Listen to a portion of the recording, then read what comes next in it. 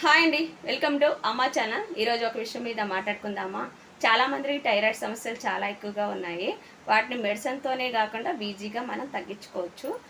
3 గోంగూర ఆకులను తీసుకోండి, శుభ్రంగా కడిగి 2 గ్లాస్ వాటర్ని బాగా మరగబెట్టి వాటిలో వేసి మరగబెట్టండి. వాటర్లో వేసి 2 గ్లాసుల వాటర్కి 1 గ్లాస్ వాటర్ అయ్యేలా మరగబెట్టండి. వడకార్చుకొని ఆ తర్వాత చూస్తున్నారు కదా, ఇలా చేసుకొని తాగటం వలన హార్మోన్స్ అనేవి బ్యాలెన్స్ చేస్తాయి. బ్లడ్ సర్క్యులేషన్ అనేది పెరుగుతుంది. ఇంకా ఎన్నో ఉపయోగాలు ఉన్నాయి.